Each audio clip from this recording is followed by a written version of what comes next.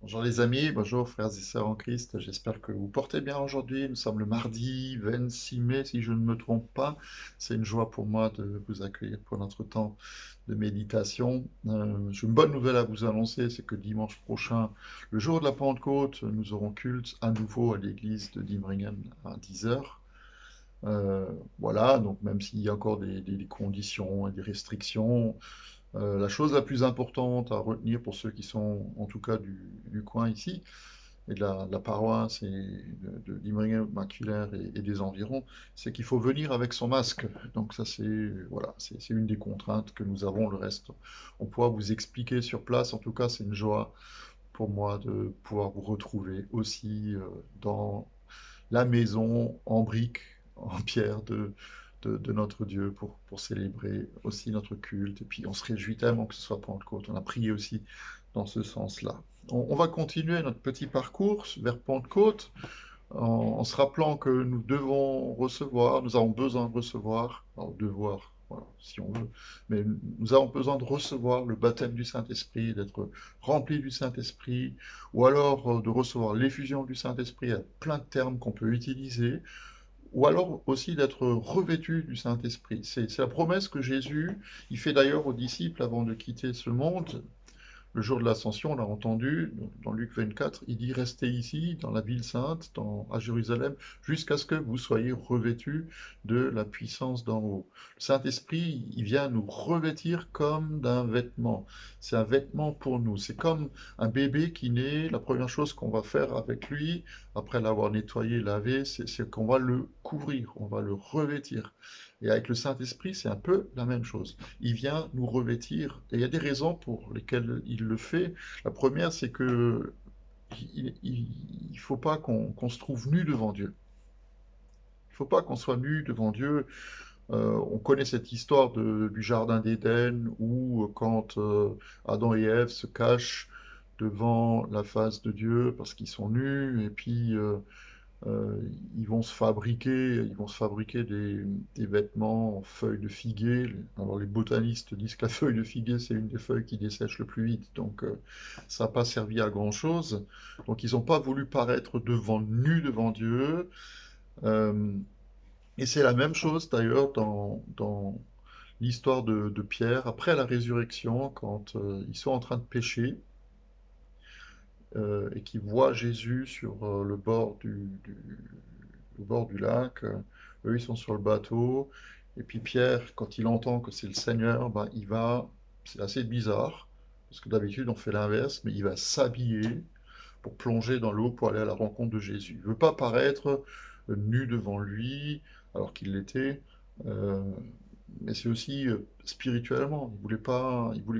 Voilà, il voulait pas se présenter à nu devant son Seigneur, euh, mais cacher aussi sa honte quelque part. Donc, le Saint-Esprit nous recouvre et nous revêt aussi pour que nous ne soyons pas trouvés nus devant Dieu.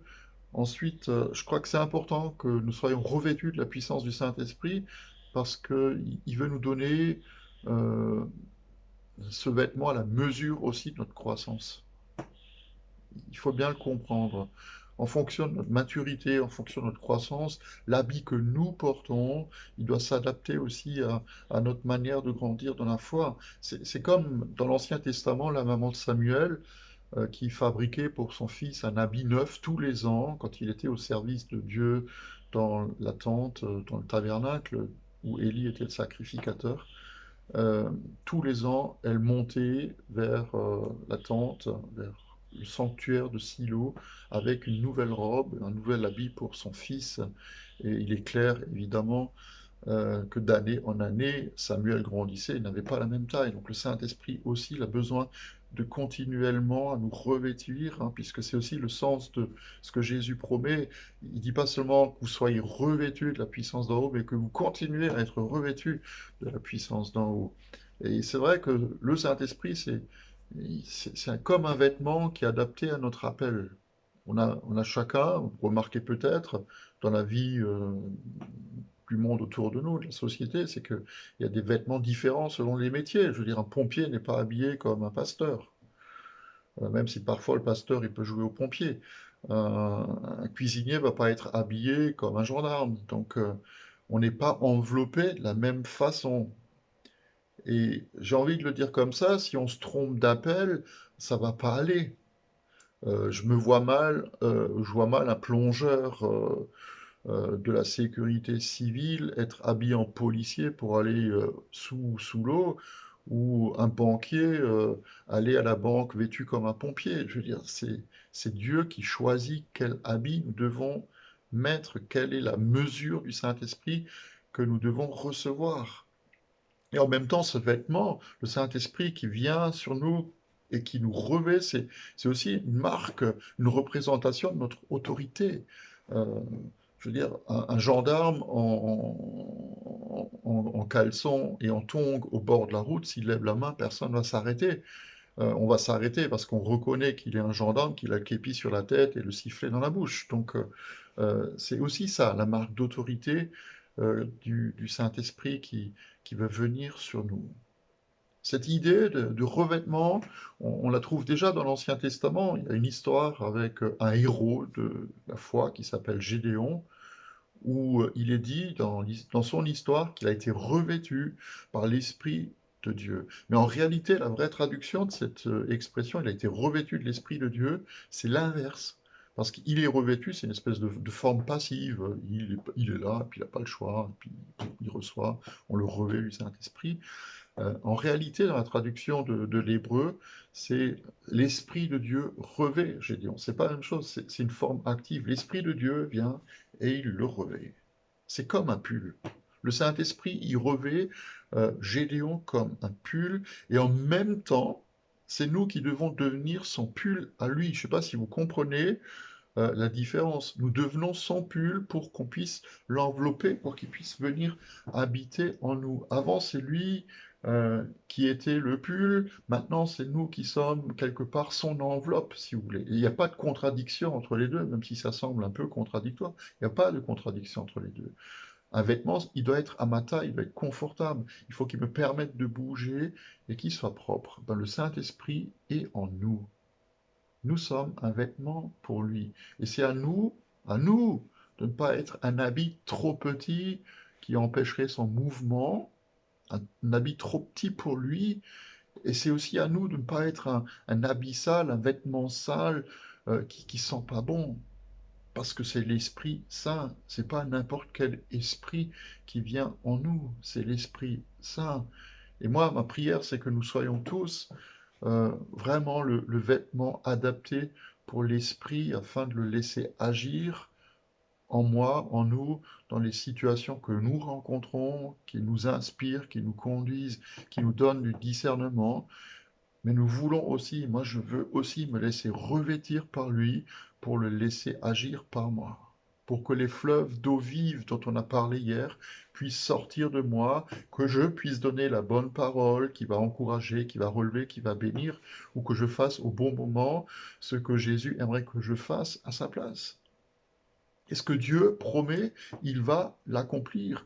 Le Saint-Esprit, c'est le plus grand cadeau qui nous ait été fait. Ceux qui le connaissent en intimité, ils peuvent entrer dans cette présence de Dieu qui ne croyaient pas possible avant. Je vous promets que c'est la vérité. C'est une promesse, le Saint-Esprit. C'est une promesse que nous devons saisir. Moi, je ne reçois pas cette promesse par le jeûne, la prière ou les supplications, ni les mérites ou mes bonnes œuvres, mais je la reçois par la foi. Alors, ça ne veut pas dire qu'il ne faut pas prier pour recevoir, ça ne veut pas dire que de temps en temps le Seigneur ne nous appelle pas à jeûner, ça ne veut pas dire qu'il ne faut rien faire, mais je ne peux recevoir le Saint-Esprit que par la foi. Recevoir par la foi en grec, alors on a fait de l'hébreu avant, on va faire un peu de grec.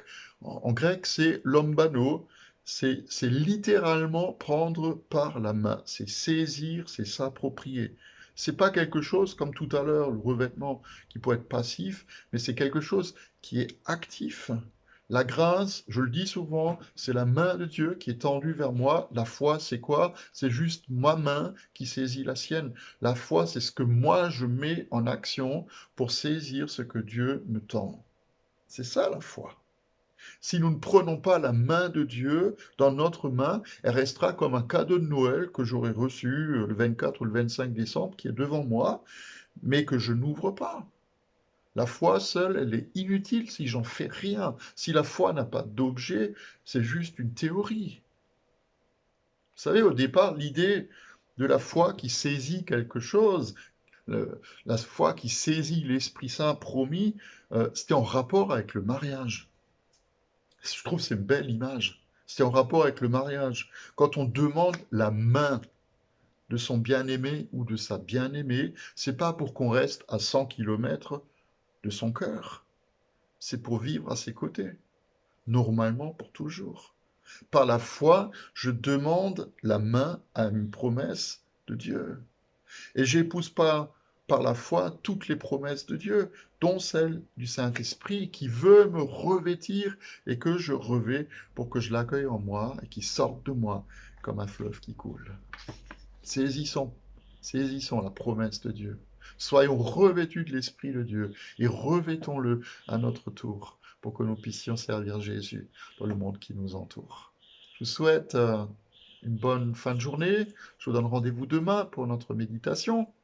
Et puis voilà, priez pour vous attendre à recevoir le Saint-Esprit et puis saisissez la promesse que Dieu vous fait.